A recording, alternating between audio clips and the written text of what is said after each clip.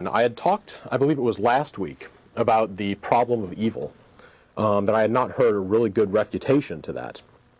Problem of evil, just really quick summary, God is supposedly, and according to most people, he knows everything, can do anything, and he loves everybody. Therefore, why is there bad things happening in the world? If somebody's being hurt, he obviously knows about it, he could do something about it, and he apparently loves them, so why doesn't he do something? There have been a lot of arguments out there. We went over a couple last week, which didn't really go very far. We got an email, though. He didn't have his name on it, but it was R. Scott. Very lengthy email. And he talks about a book that he read called Hard Questions, Real Answers by William Lane Craig.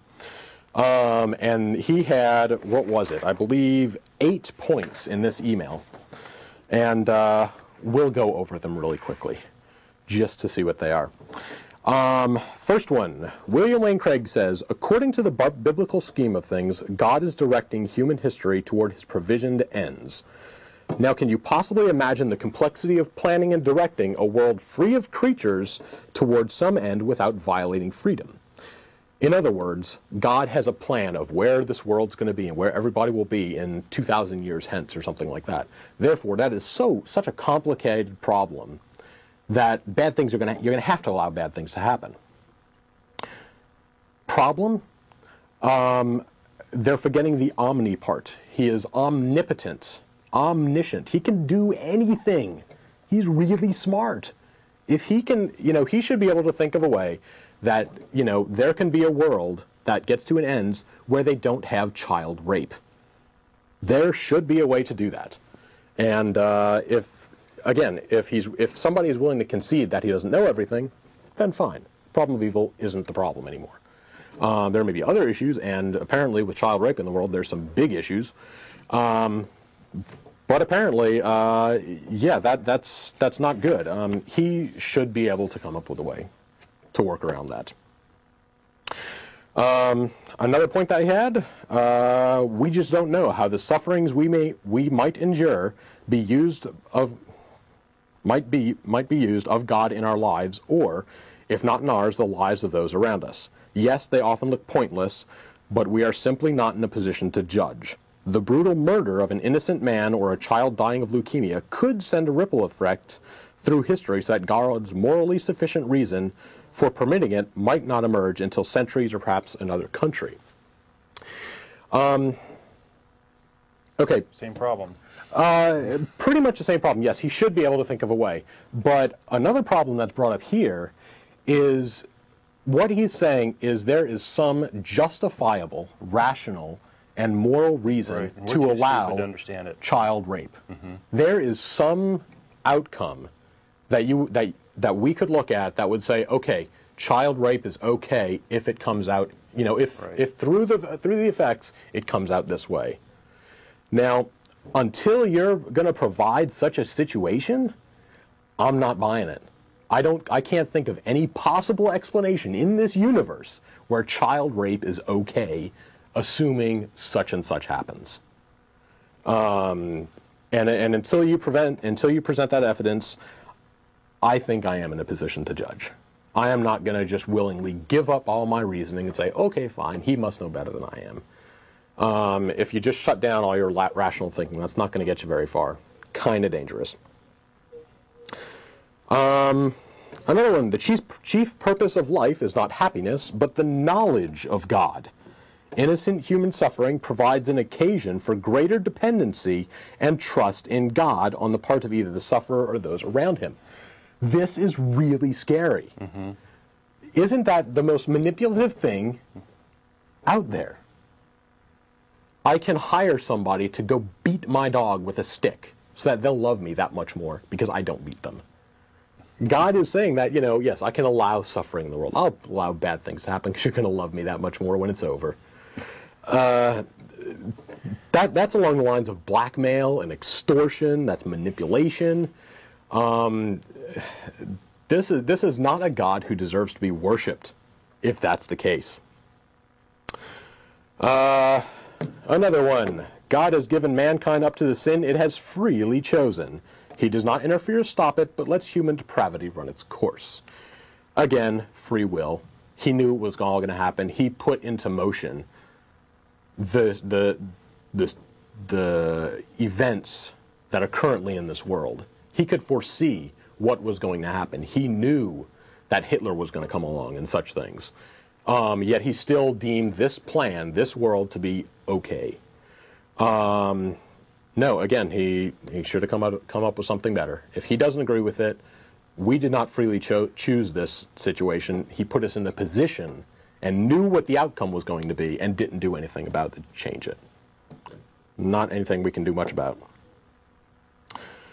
And also that ignores natural evil. Earthquakes, tidal waves, typhoons, anything like that. No one freely chooses a hurricane to, kill somebody or something like that. We had that big earthquake, I think it was in, was it Iran or India or something like that, not too long ago. And there, I think it was a family of nearly 60 people. I think it was a family of 60, and I think one person survived.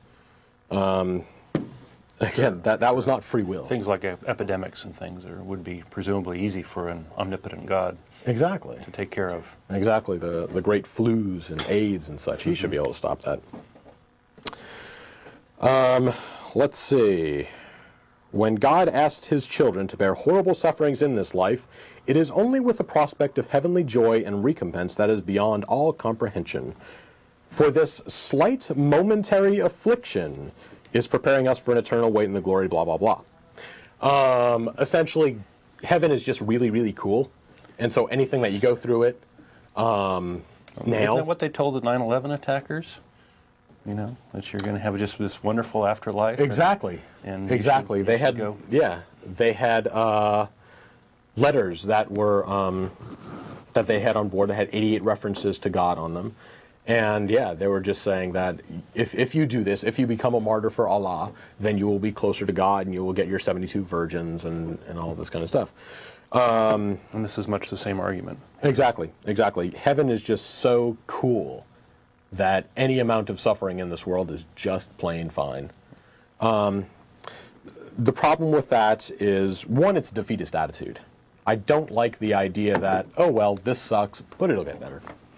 Because you can say the same thing with just about anything. If you don't agree, if you were a Jew living in Germany during World War II, this life sucks, but it'll end someday. That's not really helping the situation. I mean, Americans, every country in the world could have said, yeah, what Germany does, that kind of sucks, but it'll end one day. It doesn't really give you a chance to fight. Also, just looking from our point of view, we know this world exists. I know right now that people are out there suffering and have pain and things are going bad. I know that for a fact. I'm not positive that there's a heaven just yet. Pretty sure there's not, but still, that's not a given. Not many people know. Nobody knows for a fact whether they do or not. So let's try and fix things in this world. This world we know we have. Let's make this one better.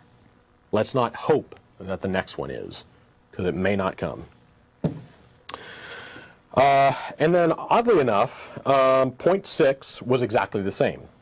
Tolstoy put it, God sees the truth but waits. In the end, divine rewards will do more than enough to make up for what we suffered here.